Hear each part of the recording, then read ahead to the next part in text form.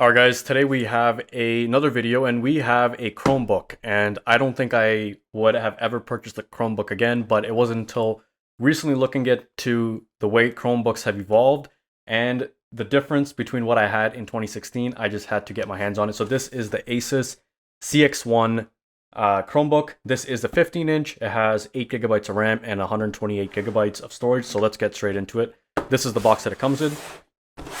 And this is the rear. You have some specifications, but pretty standard Asus packaging. So let's get this opened up.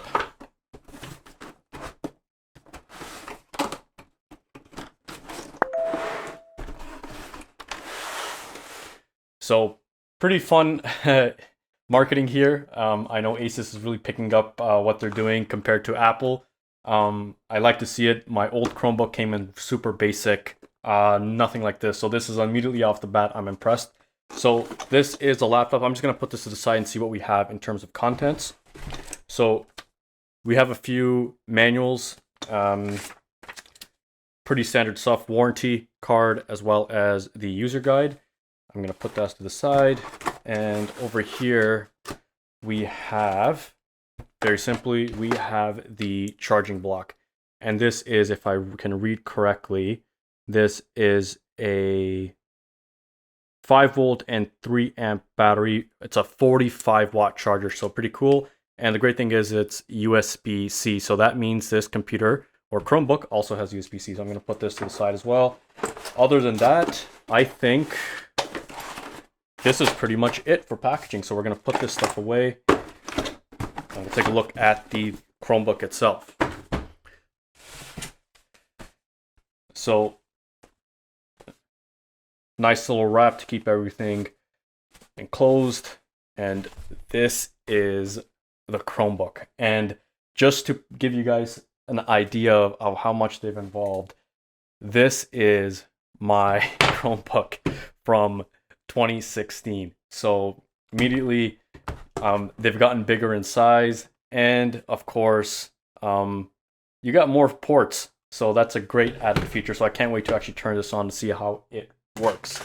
So right off the bat, we have a USB-C port, which also acts as a charger.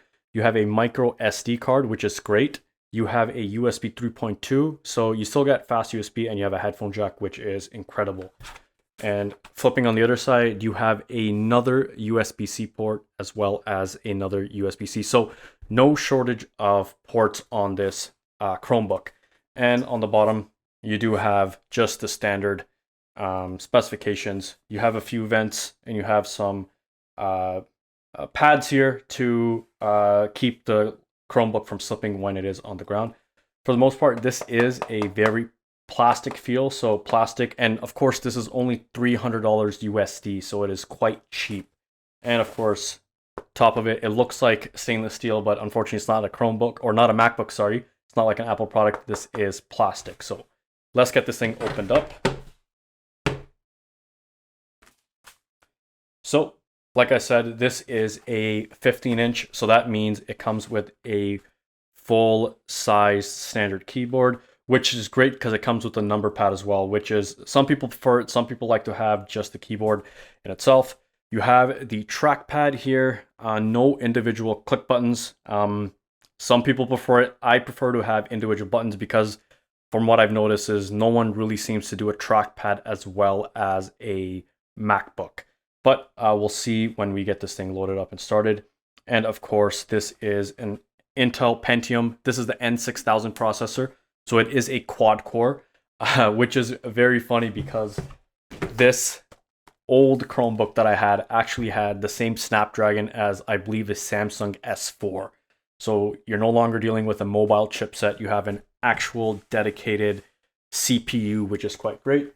Now, the other thing I will say is it comes with 8 gigabytes of RAM. A lot for a Chrome OS device, honestly, because you're not running Windows or anything else. And like I said, 15-inch screen. And it does say that it's a full 180-degree tilting screen. So that means you can pretty much tilt it as far as you want. So that is it for the laptop. Let's get this thing started, set up, and we'll go from there.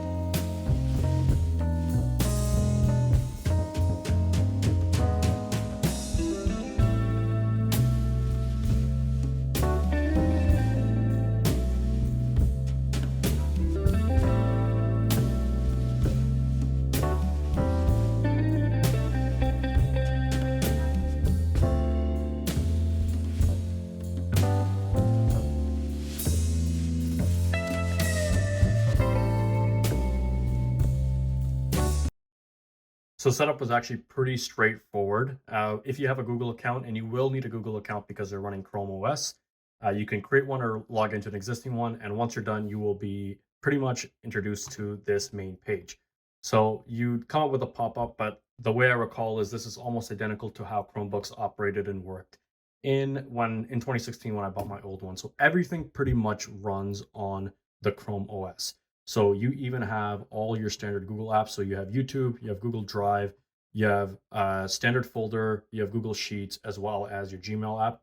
So Chrome OS in a nutshell is pretty much using Google Chrome for the most part. So immediately, the first thing I can say is that the trackpad, and I'll show you guys what I mean by the trackpad here, is there is a bit of a resistance to it. So there actually isn't much difference between the texture of the body and the trackpad. So what I would recommend is probably, if you're going to use this, and for most laptop users and Chromebook users, you're going to end up using a wireless mouse, and this does have a Bluetooth 5.2 connectivity, but I do recommend that you guys use something a little more, I want to say, that feels better to the touch, but it still works perfectly fine. In terms of the actual screen, I know on video it looks quite vibrant. I will say that even in real life, that the picture quality of the screens has improved pretty drastically. So my immediately first impressions are that this is already better than the Asus Chromebook I had from 7 years ago.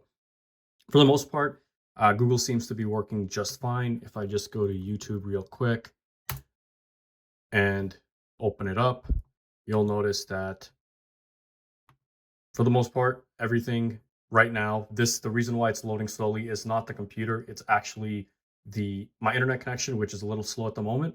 But I seem to have no issues getting around, which is quite great. So in a nutshell, this computer is used for, or is meant for, people that are pretty much always on an internet connection, which for the most part, everyone, even with a standard laptop, is. But people who intend to do 95 to almost 100% of all their work on the internet, specifically on Chrome.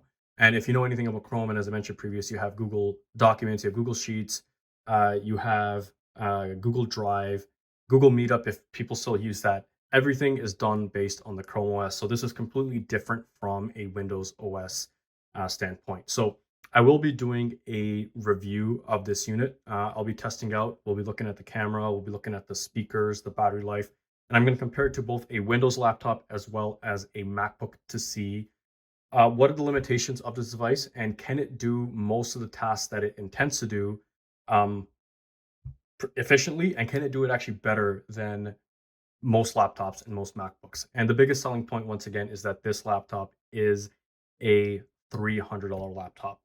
And I want to say laptop, I'm going to continue to refer to it as a laptop because for the most part, I want to say that this has all the functionality and features of one, with the exception of the Chrome OS. So without further ado and me rambling on, this was the unboxing. This was the setup, super straightforward. And the review will be coming this weekend. So you guys stay tuned for that. And until next time, I'll see you guys in the next one. Peace.